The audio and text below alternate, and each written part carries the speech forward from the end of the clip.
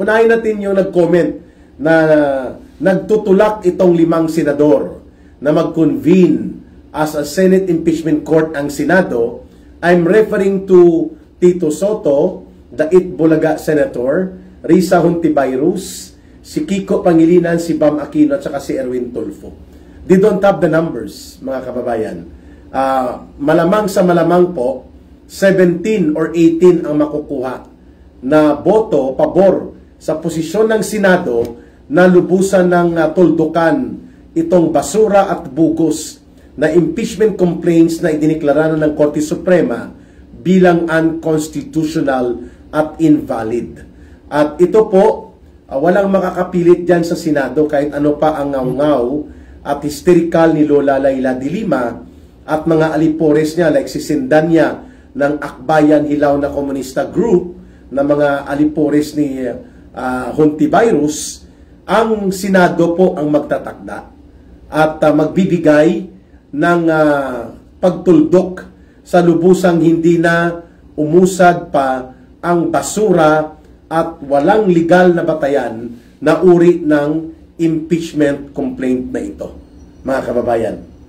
Nagpahayag po si Senate President Chis Escudero, bagamat sinasabi niya na ito ay personal niyang pananaw, binabanggit po niya na hindi na kailangan pang i-convene at magkaroon pa ng sesyon as an impeachment court ang Senado sapagkat malinaw po sa kautusan na inilabas ng Korte Suprema that the Senate did not acquire jurisdiction since the articles of impeachment ay bogus at walang bisa from the very beginning.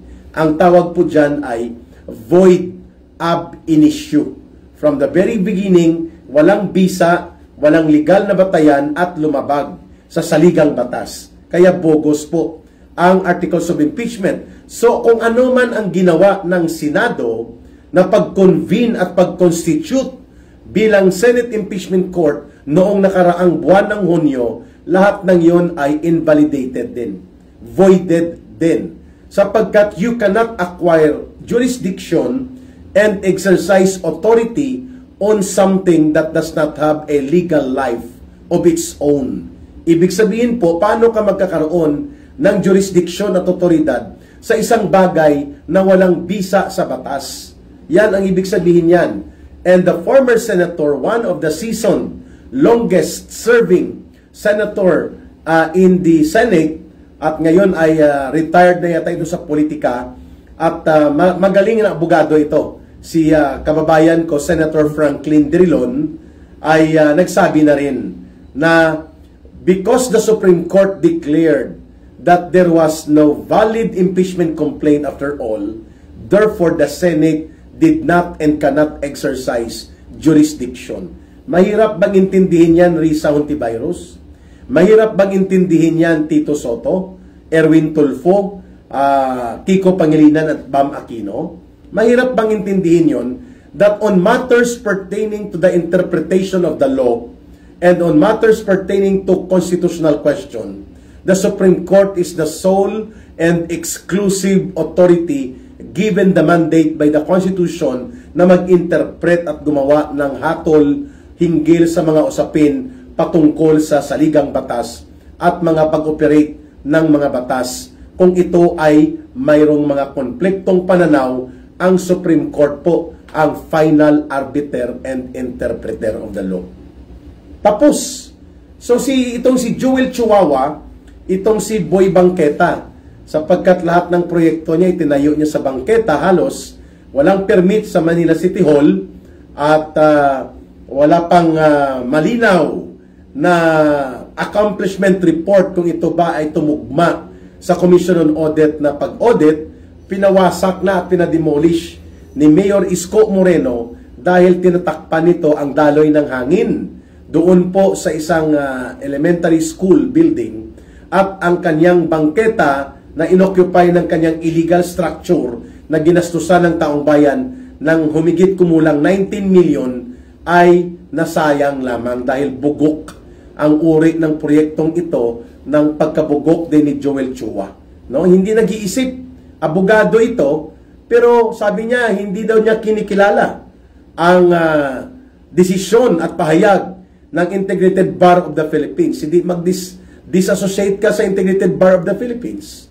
Sapagkat ang Integrated Bar of the Philippines is the biggest and most prominent na organisasyon ng mga abogadong Pilipino at kinikilala ito ng Korte Suprema.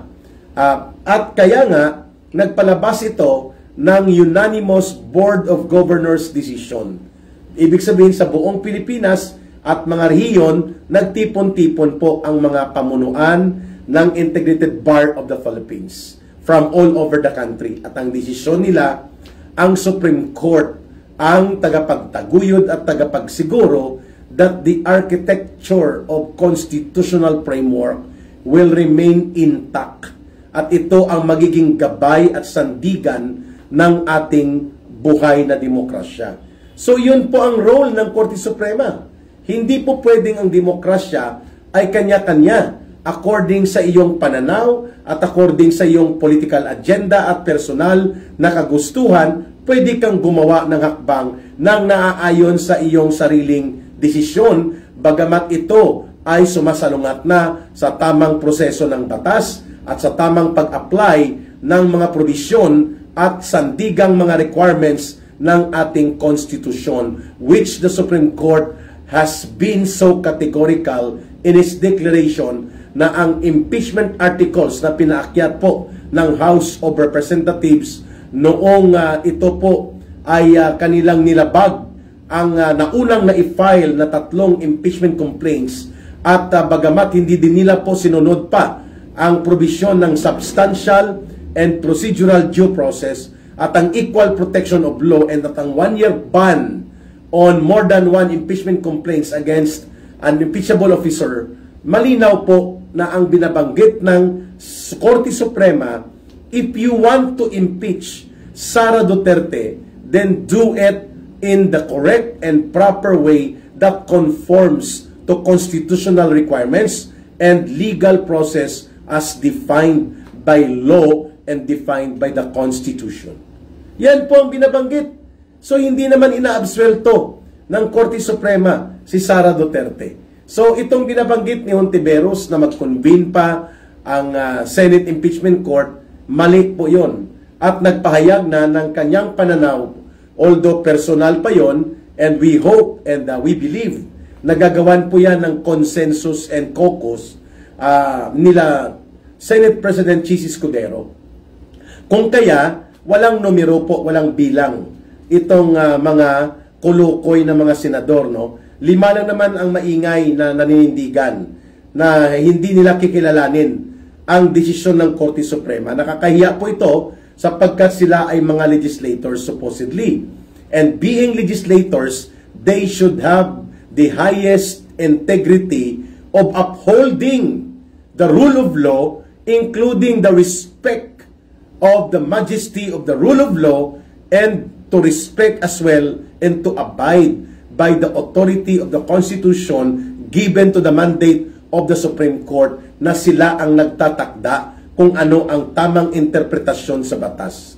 Walang pwedeng mag-interpret ng batas. The final interpreter and arbiter of law, including the Constitution, is the Supreme Court. So kung legislator supposedly, itong si Hontiveros, si Itbulaga Tito Soto, si 2 counts libel convicted na hindi dapat naging senador ito dahil ito ay crime of moral turpitude. At hindi lang ito RTC conviction kundi Supreme Court final conviction against Erwin Tulfo, 2 counts of libel. Hindi ka na pwede dyan ma-appoint o tumakbo sa anumang public office, even sa pagkasenador, sapagkat ang libel, lalo na may final conviction affirmed by the Supreme Court, is a crime of moral turpitude. Requirement po yan na kapag may crime of moral turpitude ka, you are not entitled and authorized by law na maging appointed or elected in any position of government. Pero ginawa pa rin po nitong sindikato na Comelec, pinalusot si Erwin Tulfo. Recorded po yan mga kababayan. Naka-record po yan mga kababayan sa Supreme Court. 2 counts of final conviction of libel affirmed by the Supreme Court, no? So itong 5, si Hontiveros na itinuturo ng ilang witnesses, no, doon sa kanyang muro-moro na one-woman show Senate hearing na tanim witness ang modus operandi niya, si Itbulaga Senator, that the only qualification niya is naging host ng Itbulaga, ito si Tito Soto, pero binubuto pa rin ng taong bayan, no? Damatans na to, pero walang pinagkatandaan, no? Baluktot pa rin ang kanyang pananaw na bagamat senador siya, hindi niya nirerespeto ang wisdom and majesty of the law, lalo na po na final decision ng Korte Suprema ang inilabas. Number 3, si Erwin Tulfo. Number 4, itong si Bam Aquino. At number 5, ito si Kiko Pangilinan. No? Itong limang ito, they are supposed to be ay modelo ng pagsunod sa batas sapagkat sila ay gumagawa dapat ng batas. Pero nilalabag nila ang batas, mga kababayan. No? Kaya nga, Rolando Casis Brosas, ka Eric, ang sarap makinig sa inyo. Thank you, ha. John Amasa, graduate sa school Bukol. ang Tito Soto na ito. They don't have the numbers, mga kababayan. No? And I believe there will be minimum of 18 or 17 senators that are going to decide for finality of rejection and outright dismissal of the bogus and unconstitutional invalid impeachment articles. Ang sabi ni Chis Escudero bilang Senate President in one interview na kanyang ginawa, bagamat sabi niya ay pananaw niya lang ito, but I know, alam natin mga kababayan na gumagawa sila ng tinatawag na caucus o consensus bago sila magkaroon ng plenary at magbutuhan. Sabi niya, hindi na kailangang i-convene ang Senate Impeachment Court because the language of the decision of the court was very clear, ang sinabi ng Korte Suprema. The Senate did not acquire jurisdiction on even the impeachment court, on the bogus and invalid and unconstitutional articles of impeachment. Therefore, walang dapat pag-usapan pa na i-convene pa o ipatawag pa at mabuo ulit ang Senate Impeachment Court sapagkat hindi nagkaroon ng jurisdiction ang Senado, and even ang Impeachment Court was not supposedly to be convened because the Senate and the Senate Impeachment Court do not have jurisdiction on the bogus and unconstitutional impeachment complaint na ito. Mahirap na rin po na babalik ta rin pa yang desisyon ng Korte Suprema sapagkat yan po ay almost unanimous. 13-0. And kahit ano pa ang pag-hysterical ni Laila de Lima at ng mga alipores ni Martin Romualdez, tapos na ang boxing. They wait again until February 2026. At doon nila simulan ang impeachment proceedings against Sara Duterte na naman. Pero siyempre sa mata ng publiko at ng mamamayan, ito ay bingatibo na. Ito ay hindi na makatarungan at ito ay hindi na tungkol sa pananagutan supposedly at kontra-corruption na kampanya laban kay Vice President Sara Duterte sapagkat malinaw naman po that there was no adverse finding on the part of COA, mga kababayan, no? There was no negative or anomalous order of report coming from Commission on Audit na nagnakaw, nag-abuso, o nagdispalko, o nang-istapa ng pera ng taong bayan si Sara Duterte. Because for 3 consecutive years, ang Office of the Vice President and even during her tenure as Secretary of the Department of Education, Sara Duterte was able to hurdle with unmodified report by COA. Pag sinabing unmodified, ibig sabihin po, no anomaly, no irregularity, including the controversial allegations na kanyang ninakaw ang kanyang tinatawag na confidential fund. Ngayon, bagamat nagsalita na ang Commission on Audit, which is the authority in the constitutional authority na mag-audit ng lahat ng kagastusan at paggamit ng mga pondong pampubliko ng lahat ng sangay ng gobyerno, and yet hindi pa rin naniniwala itong mga tauhan ni Marcos at Romualdez na mga bulok na politiko, nais pa rin nilang gamitin ang confidential fund issue para mapa-impeach si Sara Duterte. And yet, tahimik sila at patay malisya at kunwari wala silang alam dito sa large-scale plunder and massive corruption of public funds involving flood control projects and other infra projects, and among others, na marami pong nawawalang pundo by the trillions na in the last 3 years ni Marcos. Tahimik po ang mga grupong ito, like ang mga pink and yellow zombie, kagaya ni Dilima, ni Shell Jokno, nila Pangilinan at nila Bam Aquino. Tahimik sila pagdating sa mga real issues of plunder and corruption that are so scandalous na hindi mo pwedeng hindi mapansin at punahin.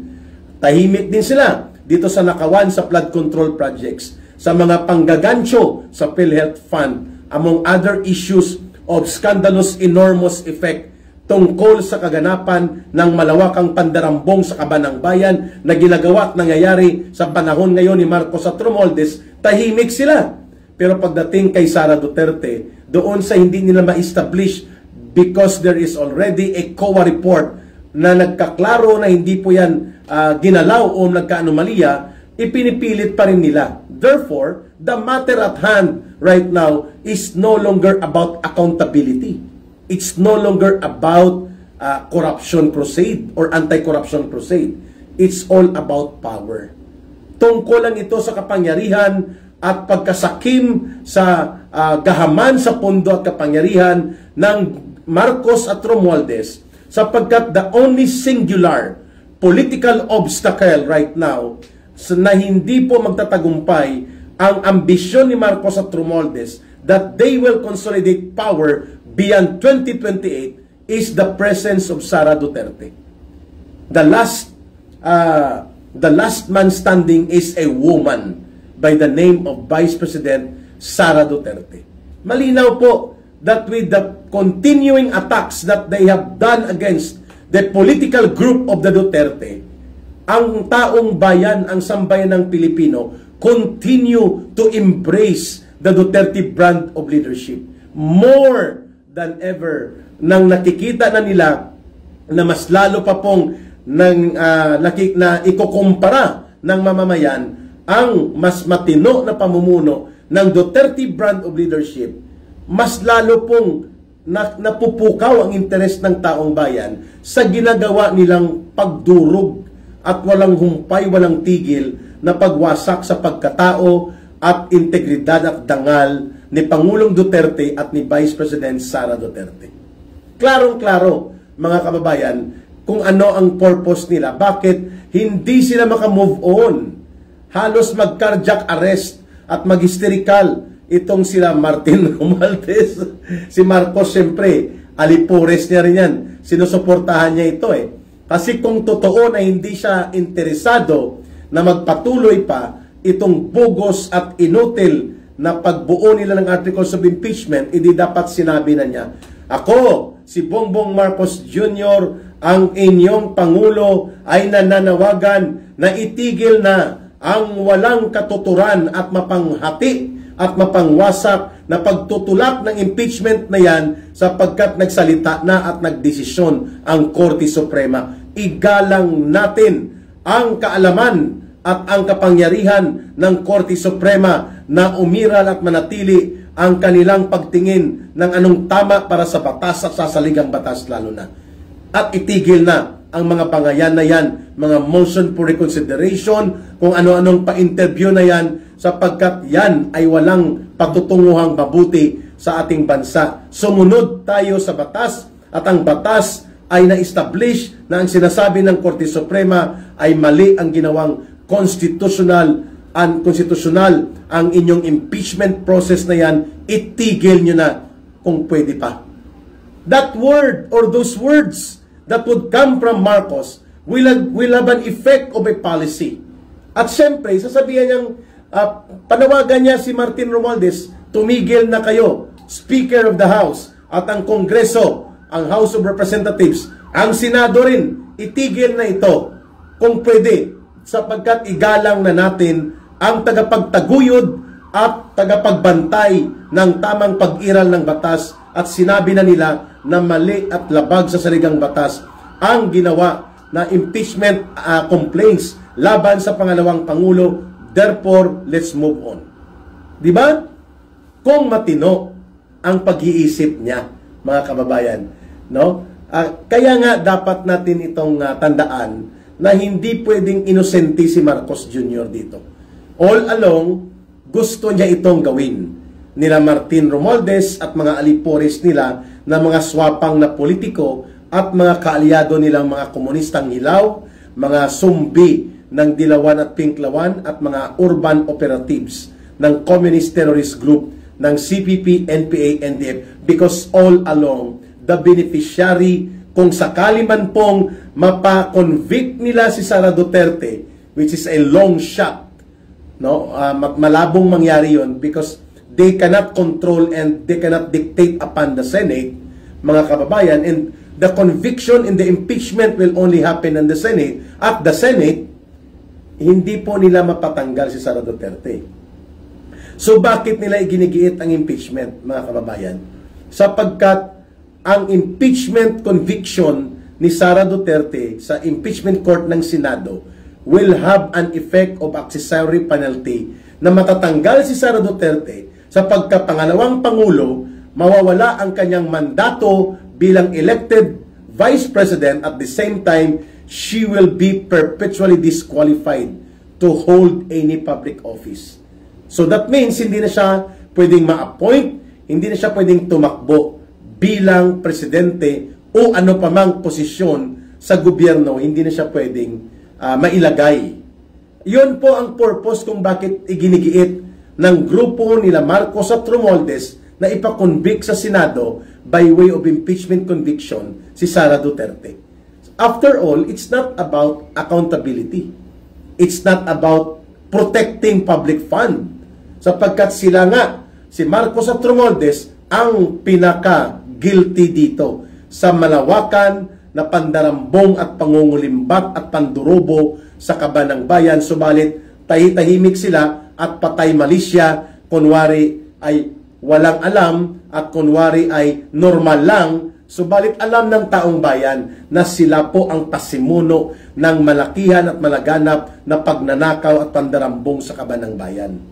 O, di dapat inimbestigahan nila ang sarili nila at nagbigti na sila direkta pa. Kasi wala namang ibang magnanakaw ng ganito kalakihang umaabot sa trilyones na pesos na pondo ng mamamayan kung hindi ito kinukonsenti at ginagawa ng administrasyon ni Marcos. Malinaw po yan, mga kababayan. So, hindi ito tungkol sa accountability ni Sara Duterte or tungkol sa kanyang pananagutan hinggil sa mga paglabag sa anti-graft and corrupt practices. Sapagkat ang layunin talaga nila ay mapatanggal si Sara Duterte at hindi na maging kwalipikado pa na tumakbo bilang presidente sa 2028 so that there will be no more obstacle na pwedeng pumigil sa layunin nila Marcos at Romualdez na sila pa rin po ang magkontrol at magmonopolyo ng kapangyarihan lagpas pa sa termino ni Marcos sa 2028. Ayan. Klaro ba, mga kababayan? So ito pong binabanggit ni Ontiveros na ito, malabo po yan na makakuha sila ng majority decision. Siguro 6 ang pinakamarami nilang makukuha na boto na papayag na ibaliwala ang desisyon ng Korte Suprema. Subalit, mamarkahan po sila ng taong bayan. At itong binabanggit ni Laila de Lima na ipapa-impeach ang mga justices, subukan niya na gawin ito at nang tudutudong mahihiwalay sila sa mamamayan at talagang magngangalit na ang taong bayan sapagkat ang layunin na nila ngayon ay wasakin pati po ang integridad at otoridad ng Korte Suprema na tagabalanse ng batas at pag-iral ng demokrasya natin na dapat ginagabayan ng batas, gustong masakin nito nila Joel Chua, nito nila Laila de Lima. Ang lahat ng ito ay utos ni Romualdez at kinukonsinti ni Marcos. No, mga kababayan, kaya malinaw kung sino nakikipagsabwatan dito. It's not the Duterte. Ang mga Duterte ang gusto nilang wasakin, but they fail to do that sapagkat ang taong bayan mas pinipili at minamahal pa rin po ang Duterte brand of leadership, mga kababayan. Ayan. Hello ka Eric, watching from Bursa, Turkey. Ingat ka palagi dyan sa Pilipinas. Delikado ka dyan ka Eric. Maraming salamat ha. Caitlin Torino Mix Vlog, no? Nag-aalerto si ka Eric, and I will update you anytime kapag nandyan po ang aktual na panganib sa seguridad at pag-iral ni ka Eric dito. Thank you for your concern, thank you for your prayers, at alam ko po na nag-aalala kayo, but okay po, I am preparing also my contingency plan para po masecure ko rin ang sarili ko. Hindi ko na i-discuss dito. Hazley Garcia, mga makakaliwa yata yan, no? Walang makakatibag sa mga Duterte. Tama yan. Nawena Caceres, true. Erlinda Lanusa, tama. Good evening, Sir Eric, pa-shout out. Saan yun? Nawala ang pa-shout out. Sorry. Rosel Bareza. Gemma Yang Soto na yan, graduate ng school book. Nawala yung pa-shout out. Gemma Estelioso, Wina Caceres. Sorry kasi nag-escape siya eh. Aguila Skyfly. Good evening ka Eric, watching live from Kabangkalan City, Negros Occidental. Sabi ni Inutil si Marcos. Okay. Friendship na ngayon ni Marcos ang mga makakaliwang grupo. Tama, Weng. Correct ka. Elina Joquino, taong bayan, gising na. Watching here in Bethesda. Where is Bethesda, Elena? Middle East ba ito? Or somewhere in Europe? Please advice or feedback. CG Betty, ka Eric, sana mag-people power at matauhan na ang mga sundalo. Tahimik pa rin sila. Janice De Blois, ka Eric, in case po na ituloy ang impeachment against sa desisyon ng Korte Suprema, pwede po ba tayo mag-people power? Opo, pwede po, sapagkat we have to protect democracy. When the institutions of democracy become corruptive and are doing against the intent of democracy, against the interest of the people, and against the rule of law, the people have the right to protect democracy and to protect the rule of law by pointing out na kung ano ang mali at panindigan natin. Tama po yan, ang inyong binabanggit. Watching from Los Angeles, California, Virginia Buana. Nanood ako ng ka-Eric yung live dati ng Duterte Youth, andon ka po pala. Opo, yung nagmarcha kami mula po sa Liwasang Bonifacio papunta po sa Supreme Court. Mayong gabi ka Eric, halong kapirmi, sabi ni Mercedes Almaiz. Almaiz ba? Tama. My Life's Spices. Good evening ka Eric, watching from Singapore. Ayun. Pa-shout out po ka Eric from the land down under. Thanks po. Lawrence Sky 1. So the land down under, that means Australia po ito. From the land down under. Tama po ba? Pangalawa po sa ating balita ngayon, mga kababayan, ito po ang panawagan ni Laila de Lima na ipapa-impeach ang mga Supreme Court justices. Delikado po ito, no? Dapat magsalita din dito si Marcos at si Romualdez kung ito ba ay kagustuhan nila, kasi naghihisterical at naghuhuramentado itong dapat mabalik sa kulungang ito na si Laila de Lima, no? Pinalusot ito kasi ni Lisa Araneta at nila Martin Romualdez para gamitin na attack dog laban sa mga Duterte, no? Kaya hindi po nagkaroon ng trial. No? Hinilot ang kanyang kaso, pinalusot, at nagsabi pa nga ang Court of Appeals na mag-trial ka. Sinabihan niya ang isang judge, I think sa Muntinlupa, Regional Trial Court, bakit mo dinismiss? Just because may isang witness lang na nag-recant ng kanyang affidavit, ay nag-dismiss ka na kaagad. Pwede naman may iba pang witnesses, no? Kaya nga dapat pinapakansila itong order of release ni De Lima, no? Subalit ngayon, namamayagpag siya, no? Naguhuramentado at pinababayaan siya nila Martin Romualdez na atakihin ang Korte Suprema. Dapat nga ma-cite ito for indirect contempt. Tanggalan ito ng lisensya sa pagkaabogada dahil sa immoralidad at pati po sa kanyang hindi magandang ginagawa na kanyang gustong wasakin ang integridad ng Korte Suprema. Kailangan po itong disiplinahin itong si Lula Laila De Lima na ito sa kanyang mga wala na sa hulog at wala sa tamang direksyon ng pananabutahe against the authority and integrity of the Supreme Court. No? Kailangan po natin itong i-point out itong kanyang ginagawa. Bagamat alam natin na hindi yan magtatagumpay, pero sakaling gawin nila yan at aatakihin nila ang integridad at otoridad ng Korte Suprema by filing an impeachment complaint at the House of Representatives, ang patutunguhan nito polarization. Pag sinabing polarization, magkakabitak-bitak ang taong bayan at hindi tayo papayag. Nagagawin po nila yan na wala ng karispe-respeto pa sa huling hukumang tagapagtanggol ng batas ay sasalaulain at babalasubasin pa ni Laila De Lima at ng House of Representatives. Hindi na tayo papayag talaga dyan. Yan po ay kalabisan. Yan na po ay iskandalusong paglabag sa institusyon ng demokrasya, which is supposedly yan ang role ng Congress. Pero kung gagamitin sila as a weapon to harass, bully, and destroy the integrity and authority of the Supreme Court in prevailing as the guardian of the rule of law and protector of constitutional rule in the country, aba, hindi pwedeng manahimik pa rin ang taong bayan dyan. Subukan nilang gawin yan.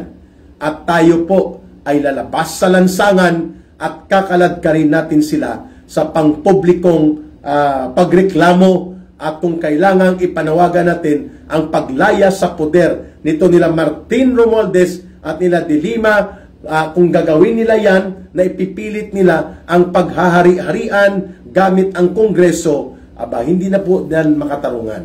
At ang kulukoy na Marcos dyan ang may pananagutan sapagkat hinahayaan niya ang kanyang pinsan na gumamit ng maruruming mga taktika sa pang-aatake at pang-uupat laban sa Korte Suprema. Masunod lamang ang kanilang political demolition job agenda against the Vice President Sara Duterte and against those remaining on the side of the Duterte political camp. So, bantayan po natin ito, ang akbang nila De Lima, sapagkat these are points of indicators na ibig sabihin po, may niluluto sila na gagawin nilang pangbubuli at pang-uupat laban sa Korte Suprema the way Laila De Lima hysterically showcases her sign of scandalous arrogance against Supreme Court by declaring and threatening against them an impeachment complaint sa House of Representatives. Tingnan natin kung mapapanindigan ito ni Lula Laila De Lima. Dapat nga mag-utos na rin ang Court of Appeals, no, na ibalik ito sa kulungan sapagkat nullified ang kanyang release because ang sabi ng Court of Appeals sa RTC, sa Regional Trial Court na nagpa-release sa kanya, yun ay walang bisa sapagkat hindi nagkaroon ng trial. Hinilot-hilot lang ng judge. Nako, Lula Laila De Lima, lagot ka dito. Tama na ang panlililang. Tama na ang panggigipit. Panahon na para manindigan. Panahon na para lumaban. Kasama sina Dr. Lorraine Badoy, Jeffrey K. Eric Celis at Atty. Marlon Busantog. Walang inukurungan. Ilalantad ang katotohanan. Kasama mo ang bigwas ng agila, lakas ng bayan, tinig ng katotohanan.